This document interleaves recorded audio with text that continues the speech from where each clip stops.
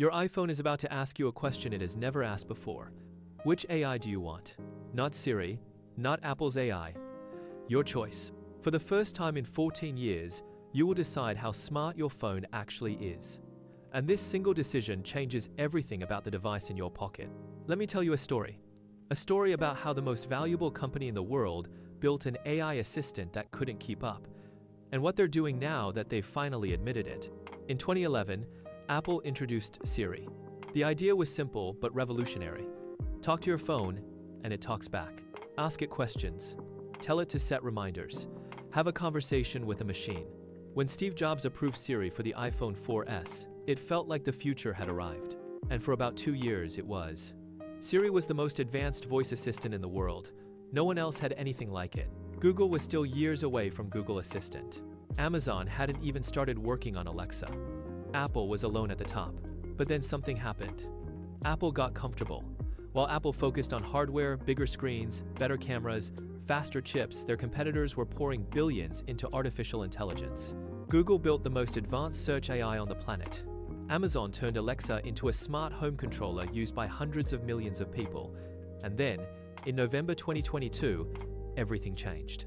OpenAI launched ChatGPT, and overnight, the world saw what AI could really do. It could write essays, summarize documents, debug code, have genuine conversations. The gap between ChatGPT and Siri wasn't a gap anymore, it was a canyon. You could ask ChatGPT to explain quantum physics in simple terms, and it would give you a clear, thoughtful answer.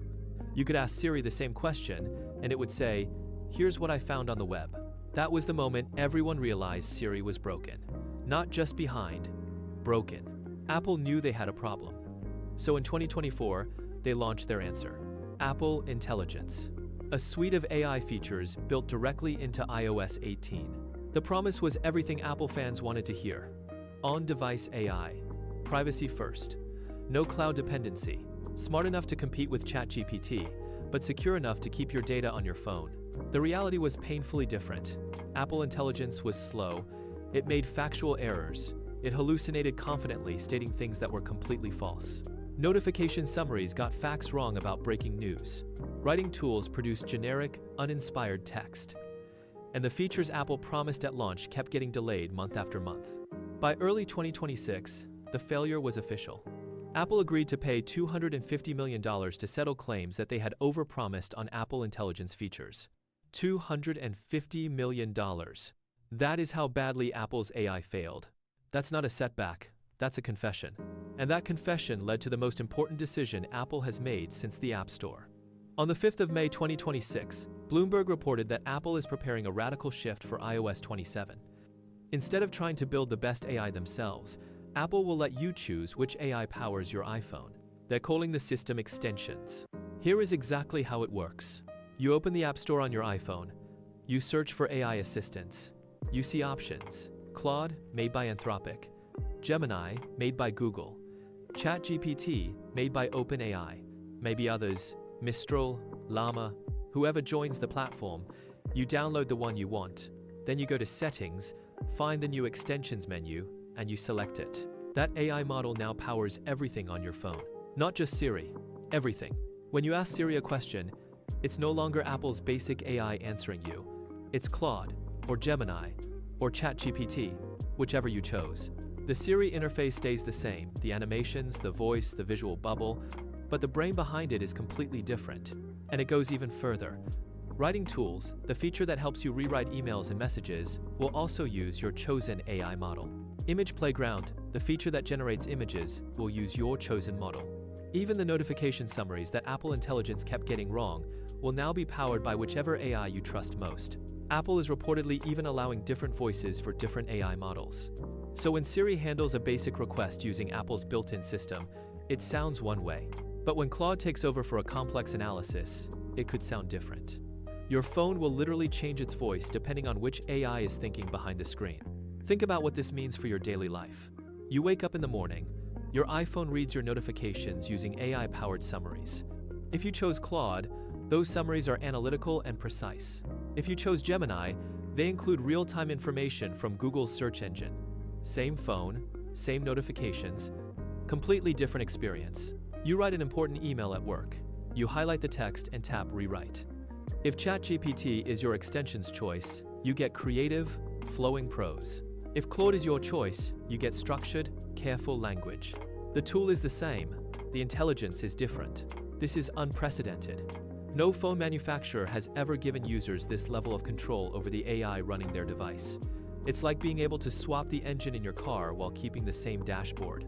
But there is a story behind this story that makes it even more significant. Before announcing extensions, Apple made another move. In January 2026, Apple signed a deal with Google to integrate the Gemini model directly into Apple Intelligence. Not as an extension, as a built-in upgrade. Google's Gemini model with 1.2 trillion parameters is now woven into the fabric of Apple Intelligence itself. This means even if you never download a single AI extension, your iPhone is already running Google's AI. Apple's own models handle simple tasks, but for complex questions, deep analysis, and advanced features, Gemini takes over behind the scenes. Most users will never even know it's happening. So Apple is playing both sides. They have Google's AI built into the foundation, and they have extensions letting you add even more AI on top. It is a layered strategy, and it might be the smartest thing Apple has done in years. But here is the part that should concern you: privacy. For years, Apple has built its entire brand on one promise. What happens on your iPhone stays on your iPhone. Your data is yours, your photos are yours, your messages are yours. Apple used privacy as a weapon against Google, Facebook, and everyone else who made money from your data. But when you choose a third-party AI extension, that promise gets complicated. When you ask Claude a question, your query is sent to Anthropic's servers. When Gemini processes a request through extensions, it goes through Google's infrastructure. When ChatGPT helps you rewrite an email, OpenAI's servers see your text. Apple has already prepared for this. Reports indicate that a new disclaimer will appear when you activate an extension. It will say something like, Apple is not responsible for content created by third-party AI models. Your data may be processed on external servers according to the provider's privacy policy. Read that carefully. Apple is not responsible. Your data may be processed externally. This is the trade-off that nobody is talking about. You get dramatically better AI on your iPhone, but you lose the one thing that made Apple different. The privacy guarantee, the walled garden, the promise that your data stays with you. Every extension you activate is a door you open, and once your data walks through that door, Apple cannot bring it back. Now, what happens to Siri? Is Siri dead? Not technically. Apple's built-in AI system will continue to exist.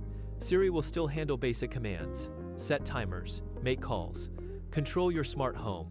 And with Gemini integrated into the foundation, Siri will actually be better than it is today for complex tasks. But here is the reality. The moment you can replace Siri with Claude or ChatGPT or Gemini through extensions, most people will. And once that happens, Siri becomes what Internet Explorer became when you could install Chrome. It is still there on every device. Nobody uses it. It becomes a default that everyone immediately replaces. Siri will not disappear, but Siri will become irrelevant. And that might be exactly what Apple wants. Because Apple was never really in the AI business.